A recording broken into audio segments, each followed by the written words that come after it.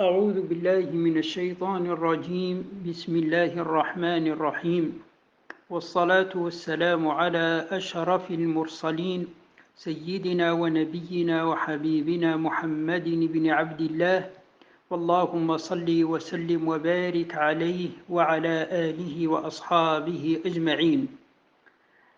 أيها الإخوة أيتها الأخوات، السلام عليكم ورحمة الله تعالى وبركاته. ها نحن نلتقي معكم للمرة الثانية عن طريق هذا التواصل الاجتماعي. بادئ ذي بدء أسأل الله سبحانه وتعالى أن يردنا إليه ردا جميلا، آمين يا رب العالمين. إخواني أخواتي، أذكر نفسي وإياكم اليوم بآية من كتاب الله سبحانه وتعالى. Le rappel d'aujourd'hui sera autour d'un verset coranique qu'Allah subhanahu wa ta'ala l'a mentionné dans sourate Al-Hujurat. يقول الله تعالى: يا أيها الناس إنا خلقناكم من ذكر وأنثى وجعلناكم شعوبا وقبائل لتعارفوا إن أكرمكم عند الله أتقاكم صدق الله العظيم. Donc, l'imam al-Bukhari, radiyallahu ta'ala anhu, dans son livre Sahih al-Bukhari, le volume numéro 2, la page 725, il a donné un titre. Ce titre en arabe, on dit Kitabul Manaqib. Le mot manaqib veut dire les événements glorieux qui illustrent un personnage, qui illustrent une personne.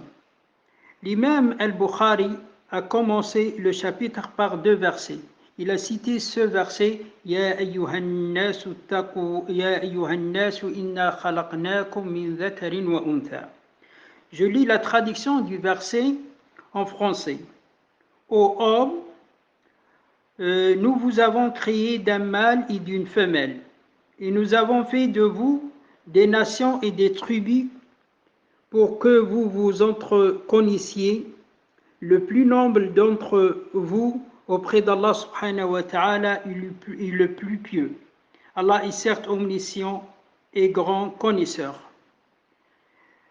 Le premier point qu'on peut le retirer de ce verset coranique, que l'origine de l'homme est de Adam et de Hawa.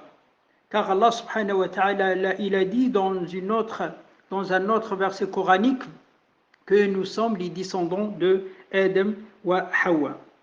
Nous sommes les descendants d'Adam et de Hawa, de Ève. Adam et Hawa, et les descendants de Adam et Hawa ont parcouru la terre.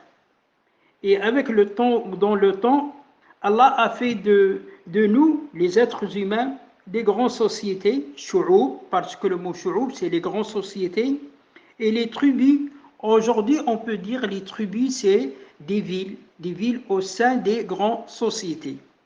Et puis Allah subhanahu wa ta'ala, il a dit, afin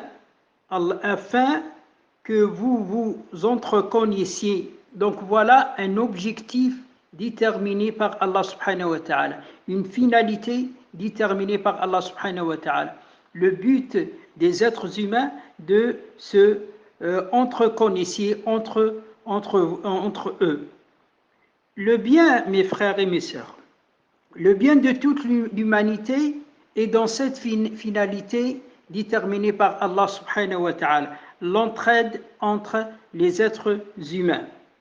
Le coronavirus a montré qu'un mal qui touche un endroit peut aller vite vers les autres endroits. Le virus a commencé en Chine et il est là devant nous. Où on va, il manifeste sa présence par une grande liste des décès que nous demandons qu'Allah subhanahu wa ta'ala an yarhamahum. Allah termine le verset par un rappel. La deuxième phrase, c'est un rappel à la droiture. وقبائل لتعارفوا إن أكرمكم عند الله أتقاكم. Donc la deuxième phrase, c'est un rappel à la droiture que l'homme intelligent, l'intelligent, le raisonnable, celui qui raisonne bien, et celui qui craint Allah subhanahu wa ta'ala. Celui qui respecte les ordonnances d'Allah subhanahu wa ta'ala. Il y a donc ce verset coranique, on peut le diviser en deux phrases. La première phrase, Ya ayyuhan nasu inna khalaqnakum min dhakarin wa untha wa ja'alnakum shu'uban wa qabaila lita'arafu. Et la deuxième phrase, Inna akramakum indallahi atqakum. Je pose la question, quel est le rapport entre la première phrase et la deuxième phrase? Celui qui aime Allah subhanahu wa ta'ala, celui qui craint Allah subhanahu wa ta'ala, ne sème pas la division.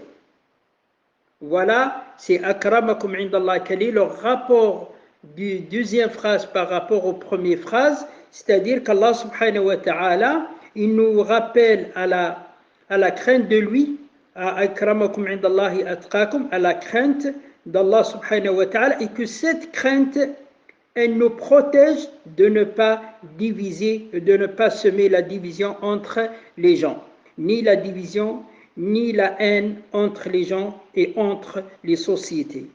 Allah l'omniscient, et Allah il a terminé le verset par dire Inna Allah alimun khabir. Allah l'omniscient, le grand connaisseur, nulle chose échappe de son contrôle, de sa vision, la vision d'Allah subhanahu wa ta'ala.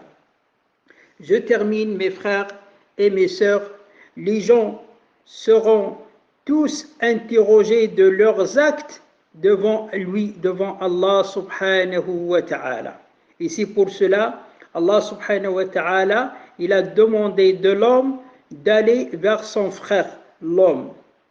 Comme ils seront interrogés, comme ils sont avant d'être interrogés devant Allah subhanahu wa ta'ala, l'homme toujours est interrogé par sa conscience dans la vie d'ici-bas. Donc la conscience aussi, elle juge la personne de ses actes, ses mauvais actes. Je répète, mes frères, le verset coranique en arabe, et je le lis en français, وأسأل الله سبحانه وتعالى في الأخير إن شاء الله تعالى يقول الله سبحانه وتعالى يا أيها الناس إنا خلقناكم من ذكر وأنثى وجعلناكم شعوبا وقبائل لتعارفوا إن أكرمكم عند الله أتقاكم إن الله عليم خبير. Ô homme, nous vous avons créé d'un mâle et d'une femelle, et nous avons fait de vous des nations et des tribus, pour que vous vous entreconnaissiez, le plus noble d'entre vous auprès d'Allah subhanahu wa ta'ala est le plus pieux. Allah est certes omniscient et grand connaisseur. بهذه الكلمات وبهذه الآية الكريمة أقول قولي هذا وأستغفر الله فاستغفروه تجدوه غفورا رحيما وأسأل الله سبحانه وتعالى أن يردنا إليه ردا جميلا وأن يرفع عنا هذا البلاء وهذا البلاء وأن يجعلنا في صحة وعافية. اللهم إننا نسألك العفو والعافية والسلامة في الدين والدنيا والآخرة.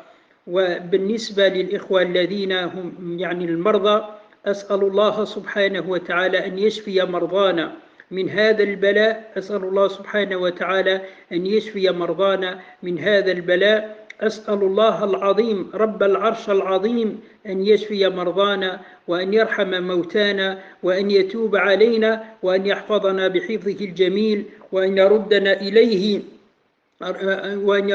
إليه ردا جميلا بتوبة ناصحة. وأقول قولي هذا وأستغفر الله فاستغفروه تجدوه غفورا رحيما. وآخر دعوانا أن الحمد لله رب العالمين، والسلام عليكم ورحمة الله تعالى وبركاته.